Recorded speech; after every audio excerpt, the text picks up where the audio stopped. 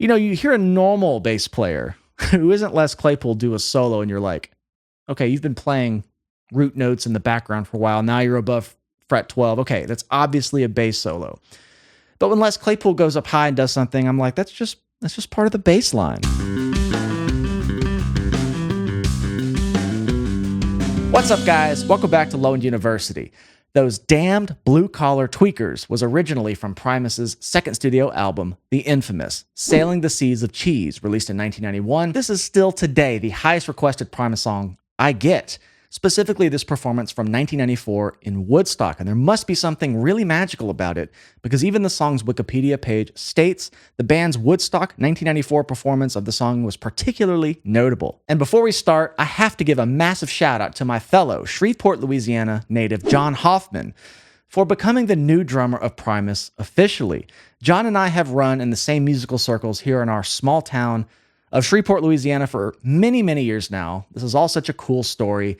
I have a lot to say about it. I'm going to save it for the end of the video. But for now, let's dive into those Damned Blue-Collar Tweekers, Woodstock 94 edition from Primus.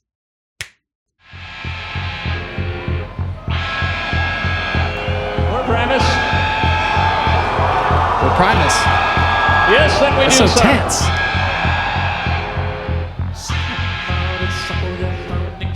For a split second, like it sounded like guitar, but I might have thought that was a pre-recorded kind of show intro, you know, just sound effects type of thing. That could easily sound like a really shrill alarm, and the way Les was thumping on that bottom string, just palm muted without really any pitch coming through, kind of just had that subwoofer thing. Like it just sounded like a pre-recorded sound effect type of thing. So pretty cool setup for this song. Keep it going.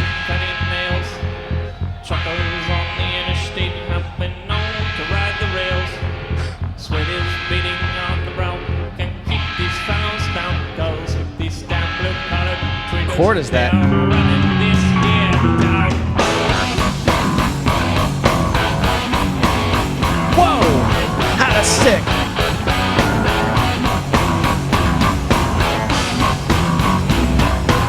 Look at that. So bouncy.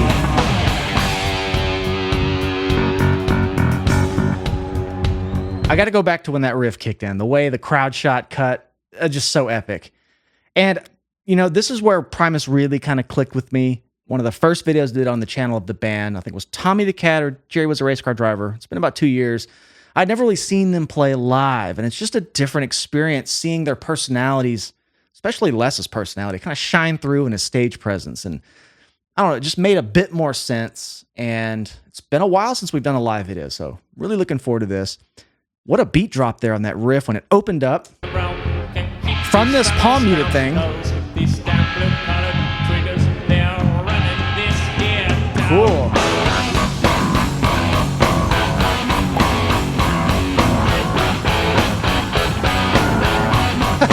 He's prancing around.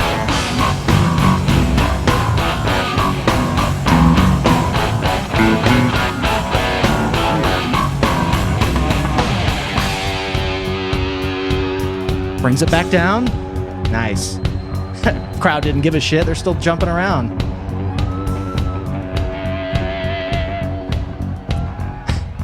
I've heard a lot of legendary things about Woodstock 94.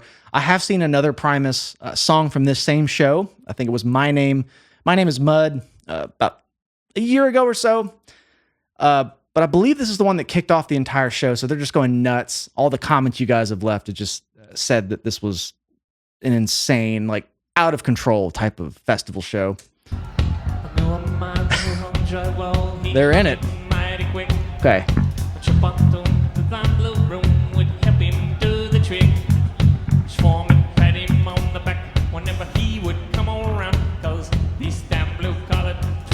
I'm excited to see John in that seat. Nice. Yeah.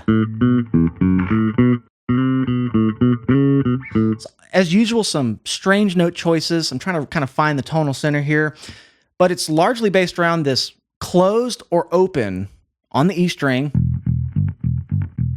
And I think he just digs in harder with a slap. And he's doing some sort of, can't really quite see if it's strummed or kind of plucked. Let me go back to about here, but it's a really dynamic riff. He can really dial it back down to be more reminiscent of the way the song started. Big dynamic play on this one. Kind of simplistic. Just explodes.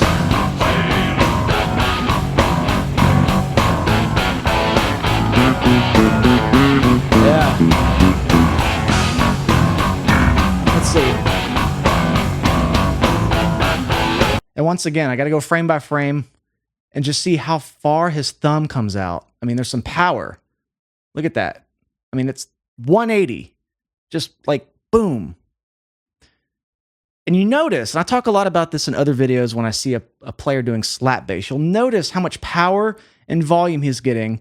But if you just look, I know it's a bit pixelated, but look at his forearm. It's not moving. You can get power from slapping faster, not harder. And this is just, he's a pro at this technique. You can just see it in its full glory here, but I had to kind of zoom in on this. And you can see the little flick there. Wish this was a little less pixelated. I know it's from, 30 years ago. Okay, so he is plucking that top double stop thing. Must be like that type of thing. But it's so tight.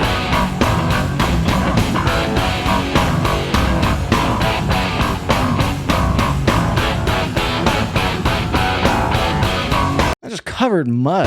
Wow.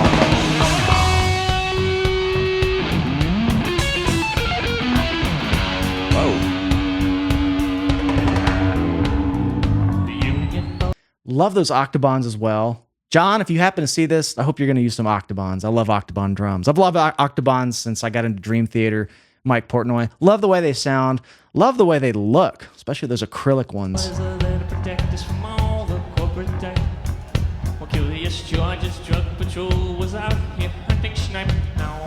This part is just like a ticking time bomb.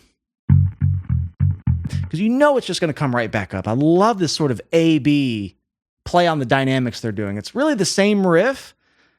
It's just open and loud and really dug in. Or it's palm muted and quiet. But it's just, it's got the crowd in the palm of his hands with it.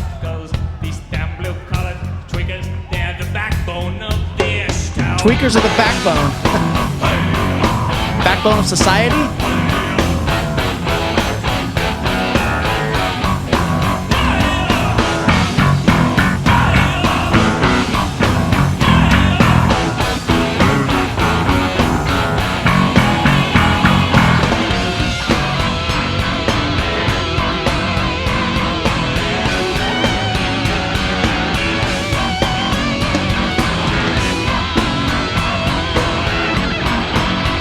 Look at him go.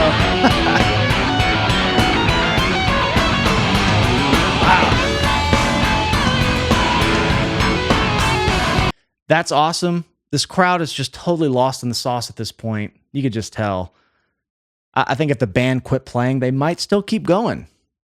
I've heard a lot of crazy stuff about Woodstock, the 94 edition, and 99 for that matter. This is a cool way he's changing up the technique a bit. Very theatric, but still keeps the power high for how he's digging in and making this the loud version of the riff. These big strums.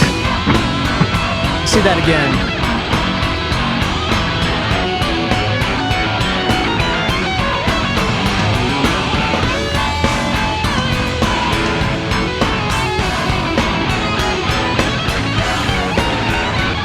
Really trying to figure out how he's able to make those huge movements, but be so precise. That is kind of a hallmark of his playing, especially when I watch these live videos, because his bass lines take a lot of tight, controlled, not a lot of room for error and missing strings and stuff, but he's got this theatrical aspect to the way he plays live.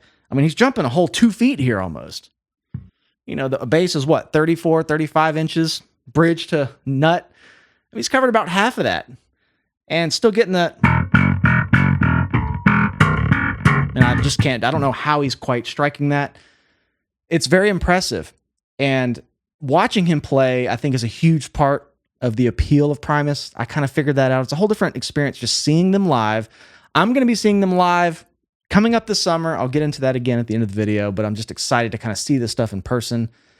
And I'm going to go back to when this guitar solo started because it highlights sort of the signature move of Primus, and I think what makes Les Claypool's bass lines as unique as they are. Let me just start back there and I'll point out what I was talking about. Okay.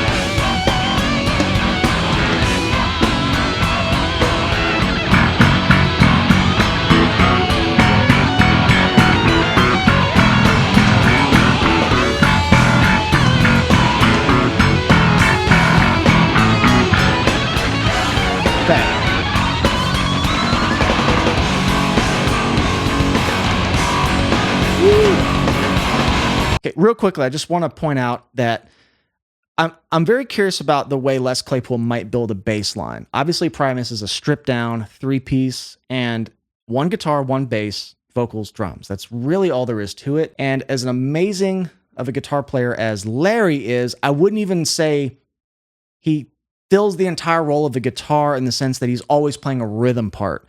He's largely up doing his own lines. So that leaves Les Claypool having to make sense of all this space and how to keep it full in the bass range, even the mid range, and somehow just glue it all together with, Larry in the clouds just doing what he does.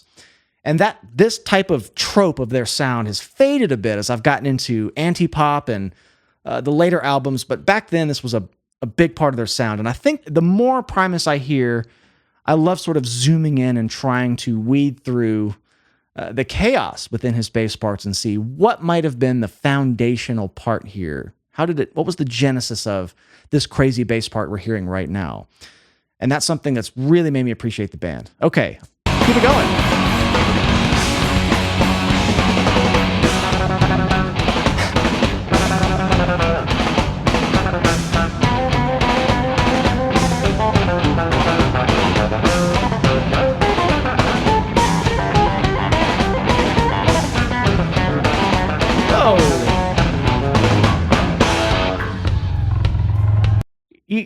Okay, bass solo, I suppose.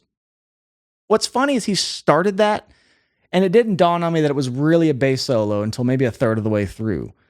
Because him jumping up high and just going, that could have been just part of the bass line. I've gotten used to those bass lines just being so off the wall and quirky and technical that, you hear a normal bass player who isn't Les Claypool do a solo, and you're like, okay, you've been playing root notes in the background for a while. Now you're above fret 12. Okay, that's obviously a bass solo. But when Les Claypool goes up high and does something, I'm like, that's just part of the bass line. So it kind of took me a minute to really register it was a solo moment. Let's go back and hear that. It kind of retained the quirkiness of some of the note choices Larry's been playing. Kind of like that it was cut from the same cloth. Little sixlets. Woo. It's so punchy. It's just like his bass line. Like, it sounds like he's digging in, but you can tell he's playing really effortlessly, and it's just very even. And he's got some grit, a little saturation, some compression. He's got a very unique tone, and I think it's a big part of the clarity comes from that it doesn't have a lot of bass in it. Even on the higher notes, a lot of bass in your tone can just kind of muddy it up and just make those notes take longer to really speak and punch out. And if you go back to this little part here, the technique is just flawless to me. You could just tell he's doing a lot of that kind of raking with multiple fingers right there. He pulls the ring finger down, then the middle comes behind it, and you're getting a lot of this where you can just alternate and rake. You can get a lot of speed doing that. And just all the little stabby lines he's putting in there.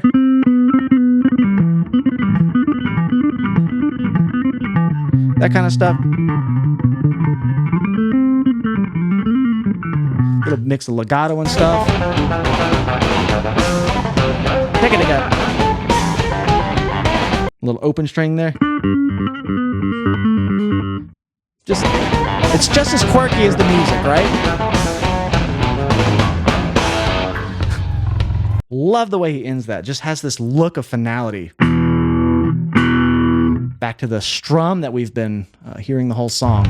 Cool way to bring it in. I keep forgetting about that whammy bar. You really can't see it.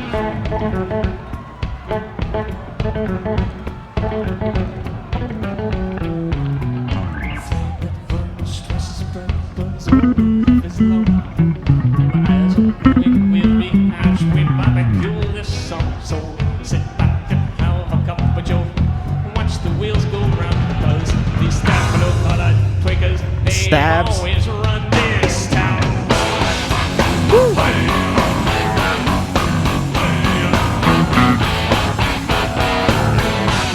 Golly.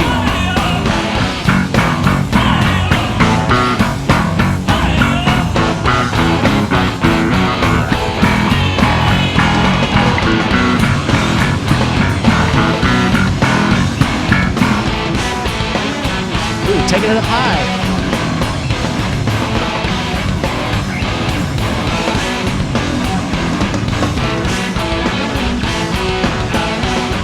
Great drum parts here.